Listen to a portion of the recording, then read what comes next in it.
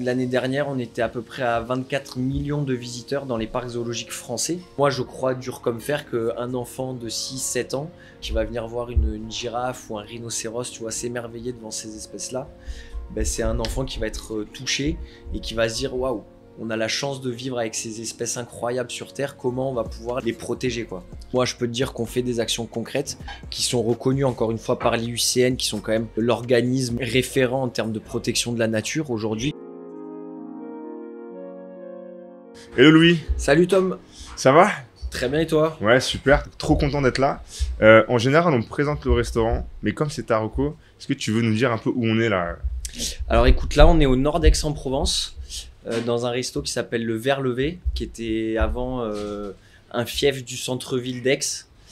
Voilà un endroit chaleureux où tu pouvais boire tes petits vins un peu rafraîchissants préférés et avec des petites assiettes voilà, bien faites. Voilà, et ils ont choisi de se mettre un petit peu plus à l'écart pour avoir un peu plus de place et accueillir un peu plus de monde.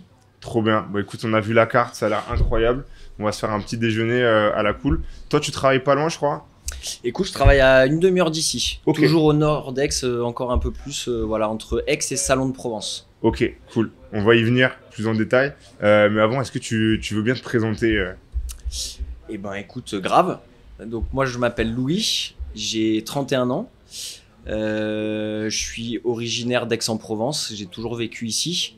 Je suis parti m'expatrier un petit peu plus au nord à Lyon pendant mes études. Ouais. J'ai fait 4 ans une école de commerce dans le centre-ville de Lyon. Voilà, j'ai vraiment apprécié ces années, la ville. Voilà, c'était vraiment top. Et après, donc, je suis revenu ici pour m'occuper voilà, d'un lieu qui me tient particulièrement à cœur. Et voilà, donc maintenant, ça fait 9 ans que j'ai terminé cette école et que je suis à plein temps là-dedans. Ok, c'est bien, on a un bon teasing sur ce fameux lieu. C'est un lieu pas comme les autres. Tu vas nous expliquer un peu plus ce que c'est. Mais je te laisse peut-être du coup continuer. Si tu peux nous présenter un petit peu ce travail qui t'anime depuis 9 ans et peut-être qui te passionne depuis plus encore, j'ai l'impression. Ça marche. Bah écoute, ouais, tout à fait. Moi, je fais un métier un petit peu particulier puisque je m'occupe d'un parc animalier, donc un zoo, un parc zoologique, qui se trouve, donc, comme je te l'ai dit, à côté de Salon de Provence. Et c'est un parc voilà, où on a la chance d'accueillir à peu près entre 700 et 800 animaux, ce qui représente 120 espèces différentes. Voilà, et on est dans un cadre qui moi me passionne, que je trouve fantastique. Voilà, on s'étend sur à peu près 33 hectares. Il y en a 25 actuellement qui sont ouverts au public, aux visiteurs. Voilà. Incroyable. Parce que nous, tu sais, ici, on a reçu des gens qui gèrent des startups tech. Hier, on était avec quelqu'un qui gère une fromagerie. Là, on est avec toi qui gère un zoo. Ce qu'on aime bien, c'est comprendre en fait, c'est quoi vraiment le métier et qu'est-ce que c'est que l'entrepreneuriat sous toutes ses formes. Mais quand on gère un zoo, en fait, on fait combien de métiers différents? Parce que c'est toute une vie à part entière à gérer, quoi. Ouais, exactement. Alors ça, t'as bien capté le truc. Effectivement, un parc animalier, donc déjà, on s'occupe d'animaux. Hein. On est considéré comme des éleveurs finalement d'animaux qui peuvent être en voie de disparition ou un peu moins. Mais c'est notre métier de base. Voilà, ça va être des éleveurs d'animaux exotiques. Mais à côté de ça, on a aussi tout le côté ERP, donc établissement recevant du public. Et là, ça va demander pas mal d'organisation en termes d'accueil, donc de restauration, de boutiques. Forcément, souvent, ces activités sont rattachées à des petites boutiques souvenirs. Toute la sécurité aussi liée à l'accueil de ces visiteurs. On accueille chaque année environ 320 000 visiteurs. Donc avec des pics d'affluence comme tu peux l'imaginer. Voilà, donc c'est vrai que c'est un métier très varié. Tu as beaucoup de services dans un et c'est ce qui est passionnant aussi. Ouais. Tes clients, c'est les visiteurs ou les animaux? Alors mes clients, ce sont les visiteurs.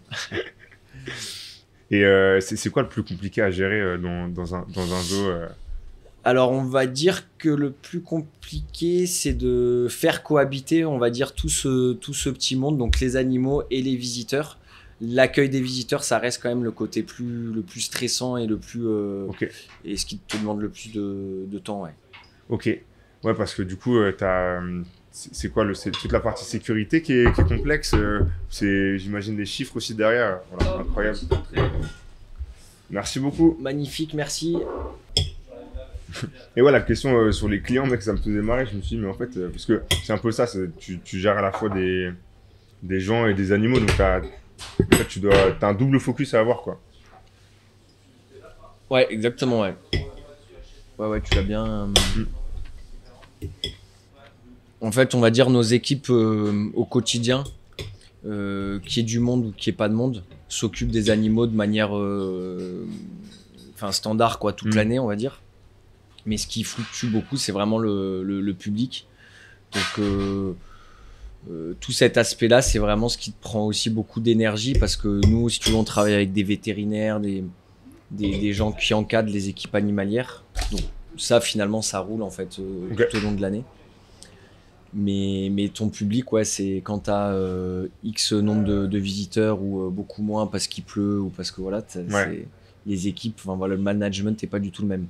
Ouais, parce que toi, tu as tes frais fixes toute l'année et derrière, tu dois avoir des grosses périodes où ça rentre, mais quand ça rentre pas, en fait, tes frais fixes, ils sont toujours là, quoi. Exactement, ouais. La grosse partie des frais fixes, tout ce qui est lié aux animaux ne bouge pas forcément, ouais. C'est une question bête, quand t'es un zoo, t'es propriétaire des animaux? Comment, c'est une sorte de... Tu t'en occupes Alors, pas du tout. En fait, les animaux, nous, ils sont mis à disposition, on peut dire, de programmes d'élevage au niveau européen. En fait, les animaux, certaines espèces sont organisées à travers des programmes au niveau européen, ce qu'on appelle des EEP. Et ces programmes sont organisés, il y a une personne en général, un coordinateur au niveau européen, qui va gérer l'espèce. Voilà, et donc toi, tu mets à disposition, on va dire, ces animaux pour faire de la reproduction, pour au contraire accueillir des animaux peut-être en surplus où il n'y a pas forcément de nécessité de reproduire. Et voilà, donc tout ça c'est hyper organisé, il y a beaucoup d'échanges entre les parcs. Qui est-ce qui gère ça au niveau européen? C'est le Parlement européen? C'est l'Europe? Alors non, en fait c'est une association qui s'appelle l'EAZA, l'EASA, et qui est une association donc européenne qui regroupe les plus gros parcs animaliers d'Europe. Voilà, et à travers cette association, donc cette asso, elle délivre ce qu'on appelle des guidelines, donc des guides de bonnes pratiques pour accueillir telle ou telle espèce. Donc tu es contrôlé par cette association qui a beaucoup de pouvoir au niveau européen et qui donc elle aussi organise tous ces échanges et cette gestion d'espèces. Donc toi tu accueilles les animaux en fait, mais tu n'as pas forcément la main sur qui t'accueille comme animal, quelle espèce Alors si, parce que forcément c'est des projets que tu mûris depuis un certain temps, des années. Tu vas prendre en compte ton climat, tu vas prendre en compte ton territoire, ton lieu tel qu'il est physiquement.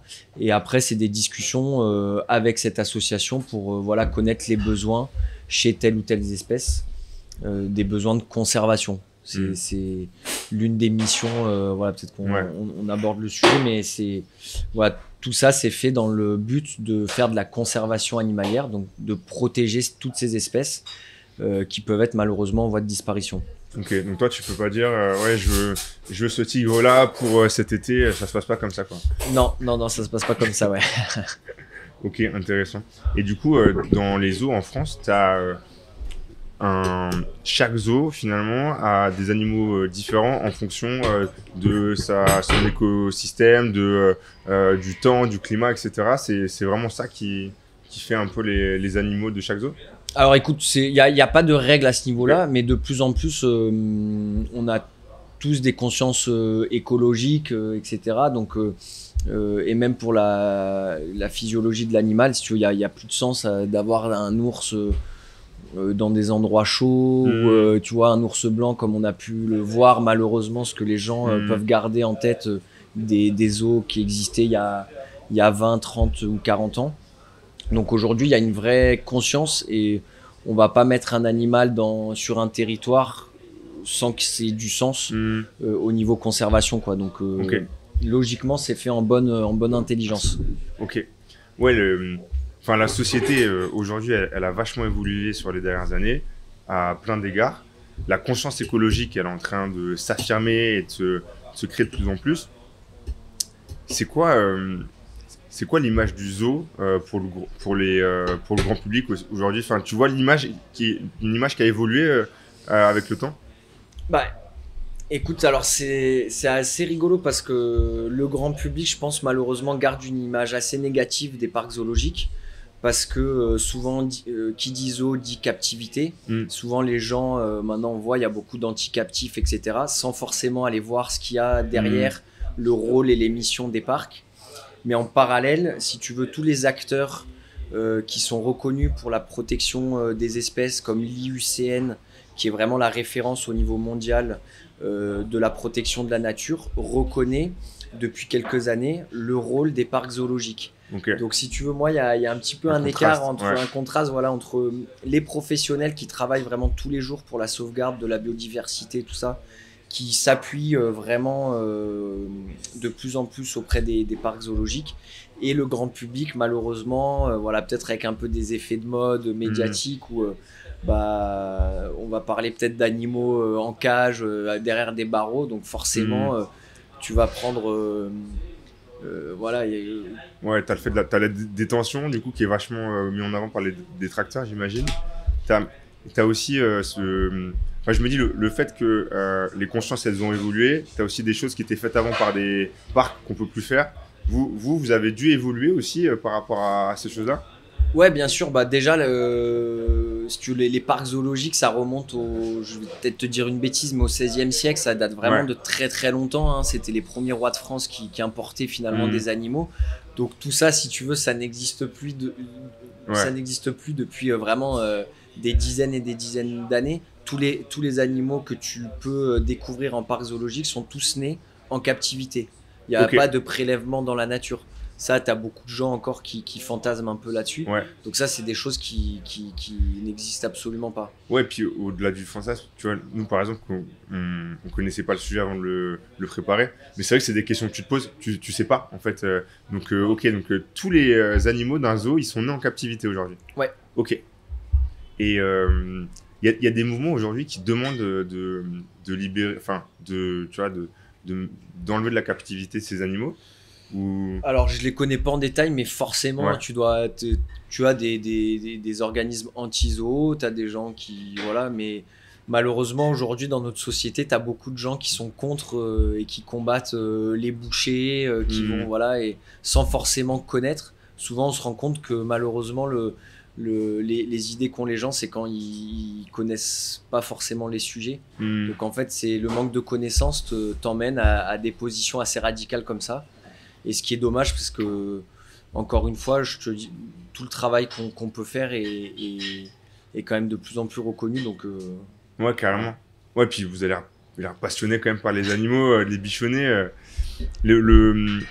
Ce truc-là, là, des personnes qui sont un peu détracteurs, vous, dans les chiffres, année par année, vous le sentez dans la fréquentation des parcs? On ne le constate pas parce que la fréquentation des parcs augmente. Ok. Voilà, il y a quand même l'année dernière, on était à peu près à 24 millions de visiteurs dans les parcs zoologiques français. Ok. Donc ce qui est quand même énorme. Donc on peut imaginer que tous ces gens-là sont plutôt attirés par les parcs. Donc voilà. Ouais, parce qu'il vous avez aussi une mission en tant que parc, ou plusieurs missions même. Tu nous en parlais un peu en off. Moi, j'imagine bien que tu as aussi le fait de faire découvrir les animaux pour des personnes qui n'ont pas forcément l'occasion de voyager. Donc, tu as une sorte de mission éducative. Tu peux nous parler un peu plus des missions que vous avez, vous, dans le zoo? Ouais, bah écoute, exactement. En fait, on a une mission, l'une des missions principales, on va dire, c'est la mission de conservation. Donc, comme je t'expliquais un peu tout à l'heure, via notre association européenne, on est organisé à travers des programmes d'élevage, des EEP, qui ont pour but vraiment de garder en captivité des animaux qui soient potentiellement réintroduits un jour dans la nature. Ok. Donc ça, c'est vraiment le but ultime, malheureusement, soit en cas de coup dur dans le milieu naturel ou des choses comme ça. Donc pour ça, si tu veux, on doit éviter ce qui est consanguinité, de faire de la surreproduction. Merci. Donc tout ça, c'est vraiment hyper organisé et suivi. Après, tu as ce qu'on appelle la conservation in situ. Donc là, c'est en milieu naturel, où les parcs zoologiques, on apporte notre soutien. Alors c'est souvent soutien financier à, à des associations en milieu naturel qui vont directement sur le terrain protéger les espèces qui sont Et sous quelle forme, du coup, le soutien? en danger. C'est des soutiens financiers. Donc nous, Ok. on a créé une association il y a une quinzaine d'années qui s'appelle Ecofaune. Et à travers cette association, on va récolter des fonds à travers les visiteurs, des rendez-vous qu'on peut organiser, des événements qu'on peut organiser dans l'année, ou avec des dons tout simplement que le parc zoologique fera à la fin de l'année à cette association. Et on travaille avec des associations diverses et variées dans le monde entier, en Afrique du Sud pour les rhinos, au Niger pour les girafes, au Vietnam pour faire de la sensibilisation sur le trafic animal. Enfin voilà. Ok. L'année dernière, on a soutenu 27 associations Ok. et ça représentait à peu près 120 000 euros Ok. de soutien. Donc pour une entreprise 100% privée, tu vois, c'est pas mal. c'est Ouais. quand même un engagement fort qu'on a pour la biodiversité. Il faut qu'on te branche avec Emmanuel Mojo de Girafon Bleu. Ok, ouais. Qui lui, en fait, il a une marque de vêtements Ouais. pour soutenir les girafes. Et notamment au Niger. Donc lui, il est parti au Niger rencontrer les associations sur place. Et c'est un passionné de girafes depuis qu'il est enfant. Du coup, il a créé une marque de vêtements qui, à chaque achat, en fait, donne une partie des revenus à cette marque. Donc, voilà, Ok. Ah ouais, trop bien. si en plus tu bosses avec Ouais. le Niger, il faut qu'on vous connecte. Ah carrément, ouais, carrément, avec plaisir. Et en Ouais, plus, il vient de s'installer sur Marseille. Donc tu vois, ça. impeccable. Écoute, je connaissais la marque, mais je connaissais pas forcément le symbole derrière. Donc tu vois, encore une fois, de connaître ça, Et ouais. c'est cool, quoi. Grave. Être marrant.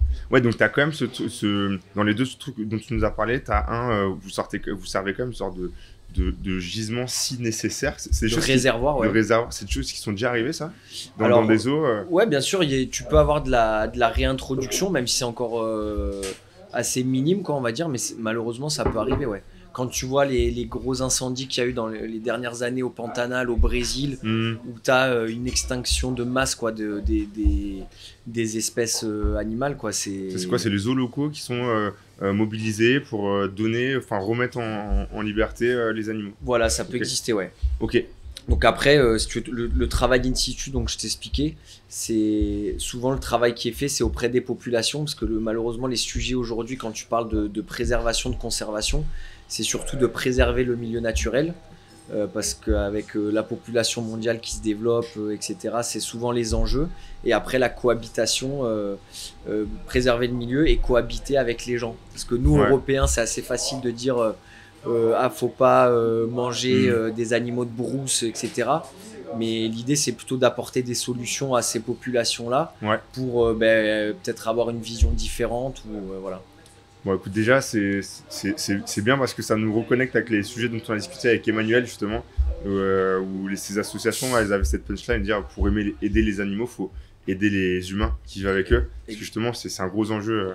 Exactement, je suis 100% d'accord. Souvent, les gens mettent en confrontation l'homme et l'animal ou en mettant sur un pied d'égalité l'animal vis-à-vis de l'homme. Mais en fait, l'enjeu, c'est de faire en sorte que l'homme déjà vive bien en harmonie avec la nature qui l'entoure pour pouvoir que, in fine, ça profite aux animaux, en fait. Ok.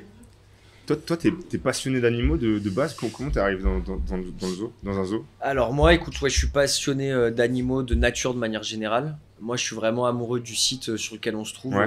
Voilà, c'est quelque chose qui me passionne. Et voilà, cette mission-là, donc là, je te parlais des missions de conservation, mais ce rôle aussi de un peu au niveau sociétal, social qu'on peut avoir, c'est aussi quelque chose qui me passionne. Ouais, ce rôle, du coup, c'est quoi? C'est un rôle d'éducation? Ouais, exactement. Donc aujourd'hui, si tu veux, nous on croit, moi, tous les collaborateurs qu'on peut avoir, on croit fermement en notre rôle pédagogique de sensibiliser tous les visiteurs qu'on va pouvoir accueillir à justement ces problématiques de préservation de l'animal.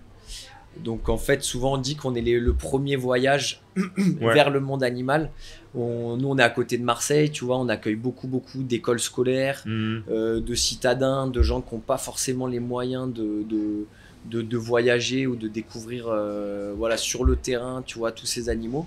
Donc moi, je crois dur comme fer qu'un enfant de 6-7 ans, quand il va venir se balader chez nous, qu'il va venir voir une girafe ou un rhinocéros, tu vois, s'émerveiller devant ces espèces-là, ben, c'est un enfant qui va être touché et qui va se dire waouh, on a la chance de vivre avec ces espèces incroyables sur Terre, comment on va pouvoir les protéger, quoi. Ouais, surtout à cet âge-là, nous on avait, ça me fait penser, je mets du name drop d'autres invités, tu vois, comme ça. Tu vois, on était avec le créateur de la marque Culte. Ouais. Lui, il fait de l'éducation culinaire. Qui va voir dans des écoles, notamment dans les quartiers nord, il va expliquer aux enfants ce que c'est que des carottes, ce que c'est que bien manger. Là, toi, c'est un peu la même chose avec les animaux.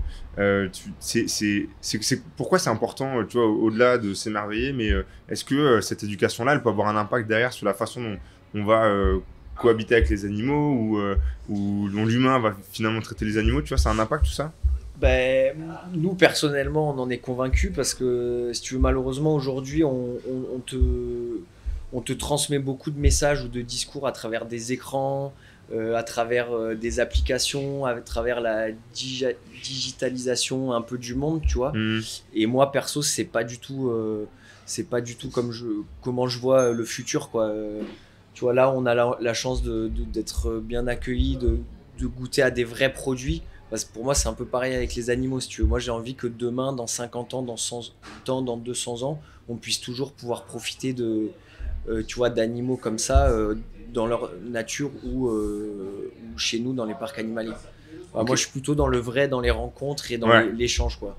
Et ben, en parlant de vrai et de rencontres... Ah, voilà. Et donc, on continue sur les plats. Donc incroyable. là, on a une tarte fine faite maison, bien sûr, avec une burrata bien crémeuse, une tombée de courgettes et des poivrons marinés. Et un petit jus vert sur les légumes de saison, qui sont très verts en ce moment. Et là, tu as le steak de thon, le filet de thon à pêcher à la ligne à carreaux.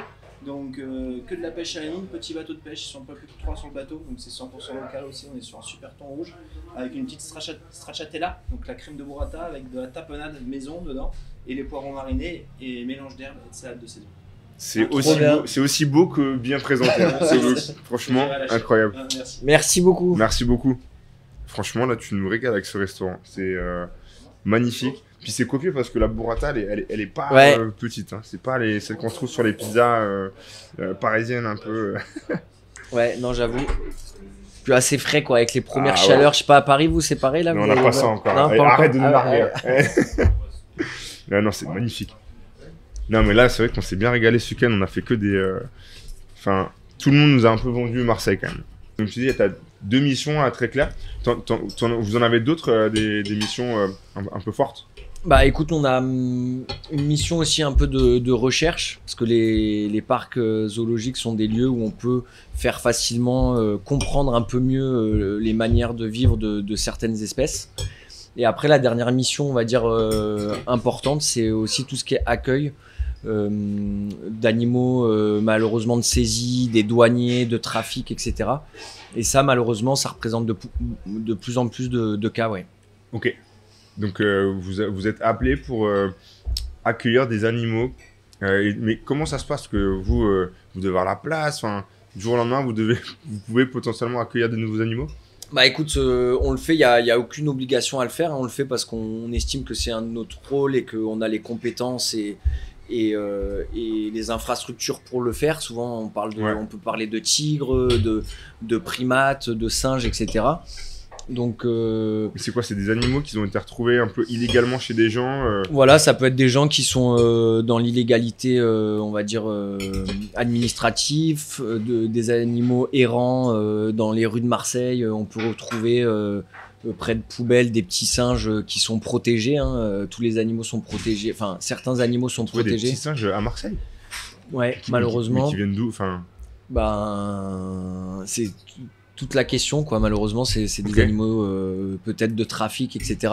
Et souvent, cette casquette-là aussi de refuge, il y a certains refuges qui font beaucoup parler d'eux et dont on entend parler et qui font certainement un super travail. Mais les parcs aussi animaliers ont cette casquette-là de refuge pour des animaux voilà, un petit peu plus exotiques, on va dire. Et ça, c'est quelque chose qui nous tient à cœur parce que on pense aussi que c'est notre rôle aussi dans la société de pouvoir venir en aide à tous ces animaux. Ok. Plus je t'écoute, plus je me dis, vous avez quand même l'air d'être passionné d'animaux et de vouloir le bien des animaux.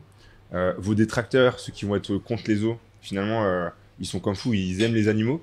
Qu'est-ce qui fait qu'en fait, c'est quoi le sujet en fait finalement? Pourquoi il y a un tel débat? Bah, si tu veux, pour moi, comme je te disais au début, je pense qu'il y a un vrai manque de connaissance des différents partis.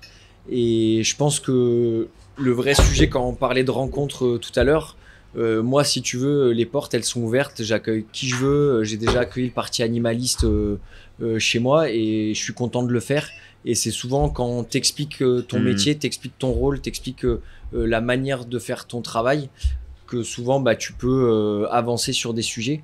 Et comme tu dis, en fait, il y a beaucoup d'organismes qui œuvrent pour la protection des animaux ou qui se disent œuvrer pour. Et je pense que ça serait bien de tous se mettre autour d'une table et parler d'actions concrètes, parce que aujourd'hui, moi, je peux te dire qu'on fait des actions concrètes qui sont reconnues encore une fois par l'IUCN, qui sont quand même l'organisme référent en termes de protection de la nature aujourd'hui, qui reconnaissent vraiment les parcs zoologiques. Et voilà, ça serait plutôt sympa d'avoir une grande table ronde et de se dire, bon bah ok, à notre niveau, quelles sont les actions concrètes pour que demain on puisse observer toujours ces animaux en parc ou dans la nature, mais chacun a son travail à faire. Ouais. Tu l'entends, le sujet de la détention et du bien-être animal, tu l'entends cet argument-là de la part des détracteurs? Ouais, bien sûr, je l'entends. Et moi, je trouve que c'est un sujet complètement sain quoi, dans la société de parler de bien-être animal. Si tu veux, nous, c'est des sujets qu'on aborde depuis toujours quoi, au sein de nos établissements. Tous les jours, si tu veux, c'est notre préoccupation, le bien-être animal. Donc, qu'il y ait des débats dans la société sur le bien-être, moi, je trouve ça génial et on est les premiers à dire super, quoi. Voilà. Mais où il faut faire attention, c'est que ça soit débattu par des gens qui soient des professionnels, des vétérinaires, des éthologues, voilà, et pas forcément des gens avec peut-être pas mal de préjugés déjà avec eux, et voilà. Est-ce que j'allais dire, est-ce que le problème c'est pas l'opacité peut-être de certains centres, où finalement si tu as une full transparence et que tu peux facilement voir le bien-être, est-ce que c'est pas plus simple pour éviter les préjugés finalement Ouais, bien sûr, mais écoute, nous, enfin, je te dis, c'est... Oui, je parlais de façon plus globale. Hein, ouais, non, mais je dis la profession de manière générale. Si tu, même en termes de profession, on a vachement évolué depuis les dernières années en termes de connaissances, en termes de compétences au sein de nos parcs, si tu veux. On a des gens qui sont de plus en plus qualifiés. On a des structures qui sont de plus en plus adaptées parce que le savoir aussi a vachement évolué, si tu veux.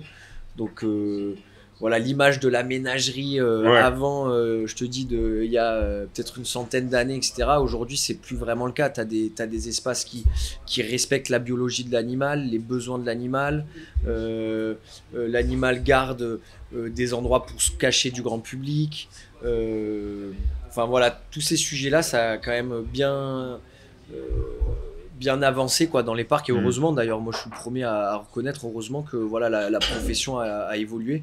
Et l'objectif, c'est de continuer d'évoluer et voilà quoi. Vous avez essayé de diversifier après les sources de revenus. Tu peux imaginer d'autres sources de revenus que les personnes qui viennent visiter le parc? Bah écoute, globalement, c'est assez restreint. Nous, on a de la restauration et les visiteurs et des petits, une boutique souvenir, voilà, des choses comme ça. T'en as qui se lancent dans l'hôtellerie aussi, pas mal. Ok. T'en vois beaucoup, intéressant. Ça. Ok. Pour le moment, nous, c'est pas forcément le cas, mais voilà, c'est dans un coin de notre tête. Et non, sincèrement, les sources de revenus, elles sont quand même très limitées. Tu peux avoir le parrainage d'animaux, mais ça, c'est dans le but de faire de la conservation, etc., où les gens vont parrainer un animal. Et du coup, ça peut te faire des sources de revenus, mais le principe de ces parrainages, c'est de reverser à des associations en milieu naturel. Donc voilà, ça pas... Ouais, donc c'est quand même... t'as une seule source de revenus, donc t'as un focus énorme, j'imagine. Du coup, vous avez aussi un travail de marketing qui doit être fort aussi pour faire venir les gens. Comment ça fonctionne, ça ? Exactement. Alors nous, on a exactement la com, comme tu dis, c'est assez important pour nous. On fait beaucoup de campagnes d'affichage, de la com assez traditionnelle finalement. Et on a aussi un point qui est hyper compliqué à gérer pour nous, c'est la météo. En fait, on est hyper météo dépendant. Et si tu veux une journée comme aujourd'hui, voilà, c'est propice à la balade, les gens vont sortir et tout. Et alors que une journée comme ça avec de la pluie, ben en fait personne vient visiter le parc. Ouais. Donc on a les pics d'affluence dans l'année. Donc pour nous c'est les vacances d'avril, le week-end de Pâques, les ponts du 1er mai, 8 mai et tout. Si durant ces journées-là tu as de la pluie, T'arrives à optimiser un peu tes campagnes par rapport à la météo? alors maintenant de plus en Nous, on plus, faisait ça un peu, ouais, tu arrives à avoir un potentiel, voilà, où tu peux te retirer un petit peu au dernier moment. Ça, les afficheurs, ils sont quand même assez cool avec ça. La radio aussi, c'est pas mal Ouais. pour ça. Plus de flexibilité. Ouais. Ok. Mais quand tu vois que tu vas avoir 3 jours de pluie, pour nous, c'est foutu, quoi. T'auras Ouais. personne chez nous. Tu peux rien faire en plus sur place pour faire une visite de zoo sous la pluie. Non, voilà, exactement. Et nous, vraiment, l'ensemble du parc se fait à l'air libre, quoi. Il n'y a pas de serre ou de choses comme ça. Donc, c'est vraiment une balade en pleine nature, si tu veux. Ouais. Et donc, malheureusement, ouais, on a peu de moyens pour le moment de. Voilà, la balade sous parapluie, elle doit pas être efficace. Alors, sous pluie fine, ça peut être sympa, Ouais. tu vois, parce Ouais. que nous aussi, quand il fait trop chaud, ça peut être aussi un problème. Ouais. Donc, c'est pareil, le juillet-août, tu regardes quand la météo, si c'est nuageux, t'es content. Et à l'inverse, en octobre, tu vois, à la Toussaint ou au printemps, ben, tu cherches le grand beau, quoi. Et ouais. Ok. Voilà. Ok. Ah bah là, on arrive au dessert. Je vais Exceptionnel. les desserts, les amis. Incroyable. Allez, on vous a fait 2 desserts. On vous fait découvrir les glaces de chez Luco à Puricard, qui sont des copains à moi là, qui ont créé un très bel espace où c'est une petite guinguette avec des glaces artisanales qui viennent principalement de leur potager. Donc on a un sorbet fraise et on a la glace qu'ils appellent la libanaise, qui est fleur d'oranger et pistache grillée. Incroyable. Et là on a Trop un cool. riz au lait caramel beurre salé fait par la chef de cuisine. Exceptionnel. Ah, trop On cool. s'est régalé en tout cas et on Et ben continue à se régaler. Franchement, ouais, c'était top. Merci Et beaucoup. merci à vous. Merci beaucoup. Tu veux goûter un peu de riz au lait? Moi, je suis pas trop riolé. T'es pas trop riz Donc, au je lait? te le laisse volontiers. Ok, mais ça si marche. tu veux qu'on échange, moi, Non, non, je t'inquiète. te fais goûter volontiers. Bon, c'est trop bon en tout cas. Écoute, merci beaucoup pour ton temps, mec. On s'est régalé. Merci pour cette reco. Franchement, on va les mettre partout parce qu'on s'est régalé. On a 2 questions un petit peu traditionnelles. C'est qui est-ce que tu nous conseillerais d'inviter à Aix, à Marseille, n'importe où, pour passer à table? Et où est-ce que tu nous conseilles d'aller? Si t'as encore des pépites comme ça, n'hésite pas. Ouais, écoute, donc celle-là, elle est faite. Donc, je vais Et pas ouais. te Et renvoyer. encore, on a presque envie de revenir. Ah donc, ouais, bon, bah, tant mieux. Bah écoute, en ce moment, il y a un lieu pas mal aussi pareil, un peu dans les petits villages, slow life, Ouais. tranquille, que j'aime beaucoup, qui se trouve à Rognes, dans le Ok. petit village de Rognes. Et c'est un resto qui s'appelle le Préau. Voilà, un peu comme Alex, il fait tout lui-même, c'est que des produits frais. Chez lui, il a un potager et tout. C'est vraiment de la super cuisine, Trop petit bien. prix. T'as une grande carte des vins, tu peux trouver ton bonheur. Voilà, plutôt cool, ouais. Incroyable, trop bien. Bah écoute, c'est noté.